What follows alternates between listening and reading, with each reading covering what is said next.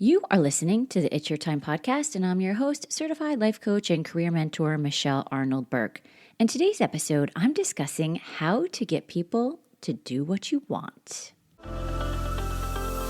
Welcome to the It's Your Time podcast, the podcast where busy professionals like you get the practical solutions and support you need to gain control of your schedule so you can strive to be the best in your career, but without the stress and overwhelm.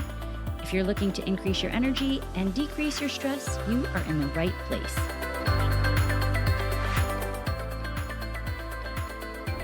Hello. Welcome back to the podcast, friends. Okay, let's jump right into today's topic, making people do what we want them to.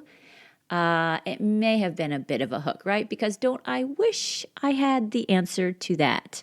In fact, if I did, I would be a millionaire, and I would be sure to share all of it for you. But since I haven't quite figured out the exact process of getting people to do what I want them to, I thought today I would shed some light on more around what is going on when we want others to do what we want, why they might not be doing what we want, and how we can reframe some of it for our own benefit so that we can live life less stressed, less overwhelmed, maybe less sad, frustrated, resentful, whatever that feeling is for you. And this recently came up on a conversation, so I thought it would be fun to discuss here. Someone reached out to ask me why I thought people were not doing what he wanted them to do. And he thought, since I was a coach, I must know how to get people to do things that are best for them.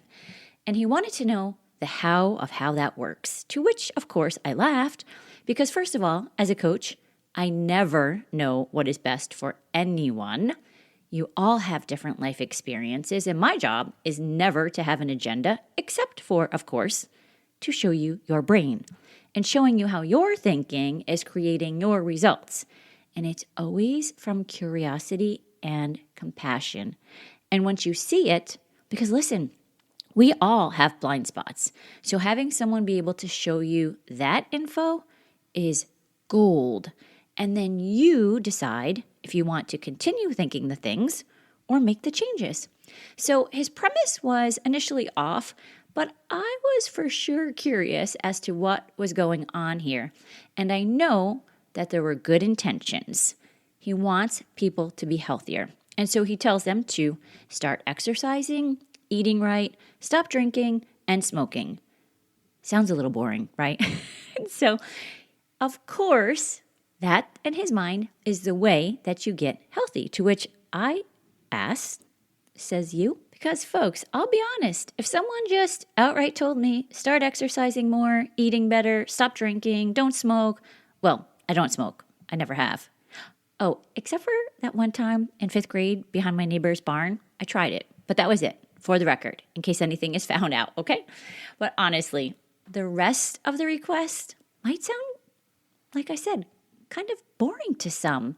So the first thing to consider when we are trying to get people to do what we want is, do they even have a reason to want it for themselves? And that's a pretty important step that we often miss.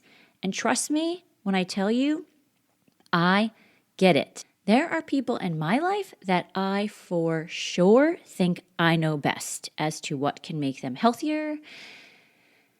And it can be maddening, sad, hurtful, many emotions that I'm sure you all experience when I think something along the lines, they don't care enough to take care of themselves. But you have to stop and really look at what you are making their actions or inactions mean. What is the story you are telling yourself when someone doesn't do what you want them to do? Because usually our brain can be a bit dramatic, and it can sometimes be about the smallest things. Someone doesn't take out the trash or do the dishes, and we want to tell ourselves something like they don't care anymore because they don't take out the trash. No. Usually the case, most often, is that they just didn't think it was that big of a deal. And yet we feel angry, sad, frustrated because of the story that we tell about them not doing the thing. And as I go through this podcast, I want you to think about a scenario in your life where maybe you have really wanted somebody to do the thing and they haven't. And take this into account as I'm talking here, because it's so important to see that when we feel the emotions about them not doing the thing that we want them to do, it's not because of what they are not doing. The truth is, they could not do the thing, and another person would think nothing of it. It truly is what we tell ourselves about what they are not doing. That is where the suffering, our suffering, comes into play. So most of the time, we want others to do what we want so that we feel better. Back to the example of wanting something for someone so they can be healthier. This seems like a noble and just idea, and many people would agree that it makes sense to exercise more, eat less, stop drinking, stop smoking. It all seems to be a quote-unquote good thing. But let's be clear, part of why we want that is because we don't want to feel something if we think they are not healthy. We don't want to feel like we have somehow failed taking care of them. We don't want to feel maybe sadness that they are not in a place that we think they should be. Again, it's that we think they should be. And you can even use an example at work. We often think people should just know what needs to be done. They should just do it the way we know is best. But again, we have to stop and challenge our own thinking. Because what if what we think is best is really not?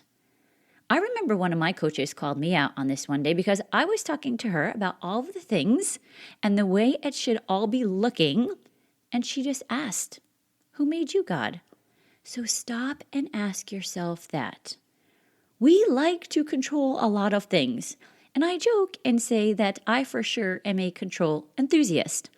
I mean, you can totally use that. It sounds way better than a control freak, doesn't it? But at the end of the day, call it whatever you want. God, universe, higher power. There is someone a little over our pay grade that has different plans. And what if we allowed ourselves to release some of the control and trust that things happen as they should?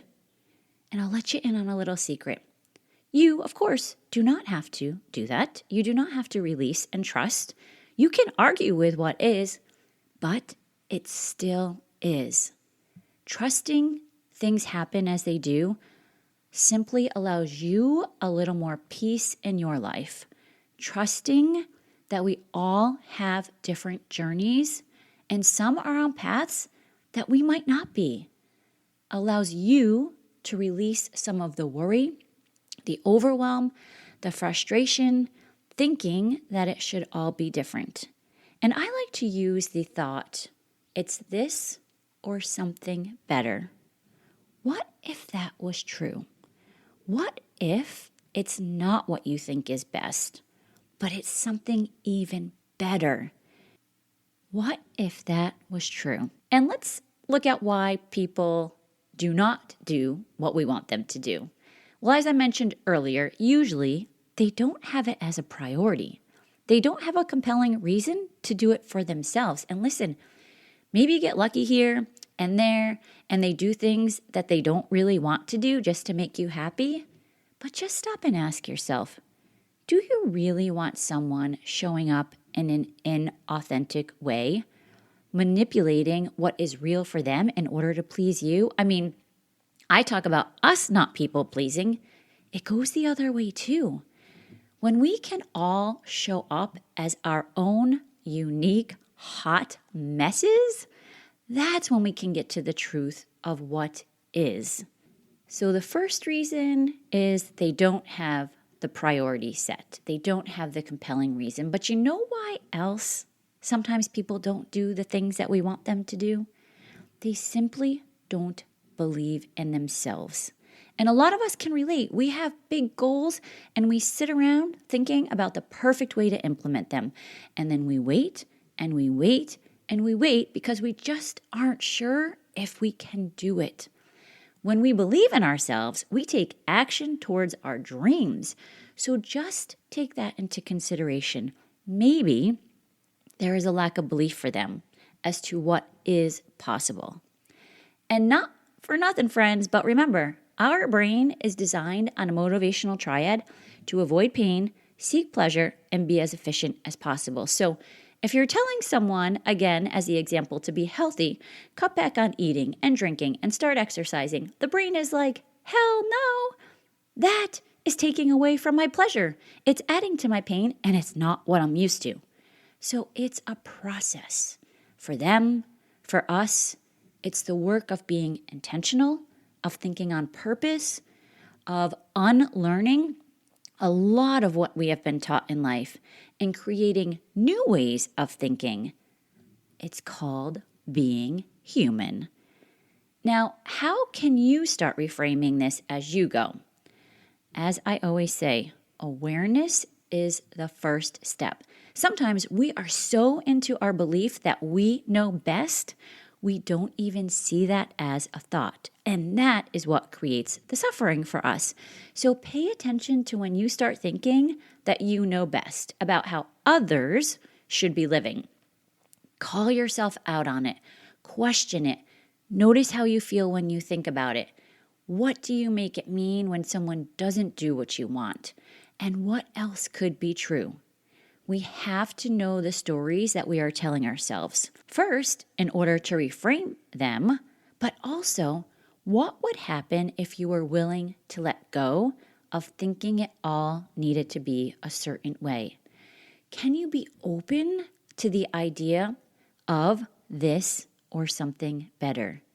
It really is unlearning and then questioning your current belief system in order to see that they really are beliefs. Because remember, a belief is simply a thought that we have thought over and over and over, and now it's a belief.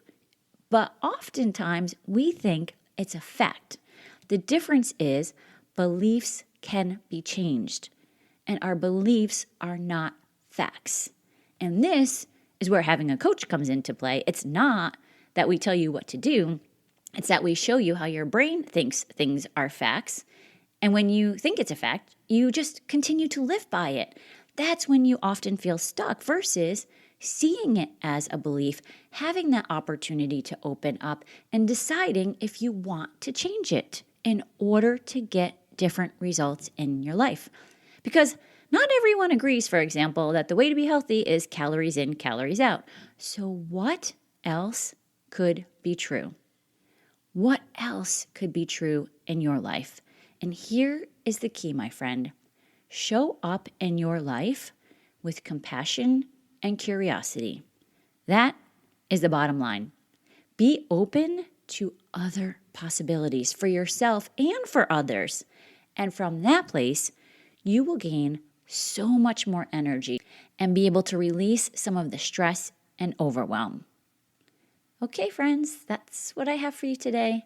Again, if you are interested in learning more about one-on-one coaching, I have 3 spots currently open. Just go to michelleburtcoaching.com/connect, and that's where you can get on the schedule for a free consult call so that we can discuss more about you. Okay, that's what I have for you today. Let's circle back next week, but for now, make it a great day. Take care.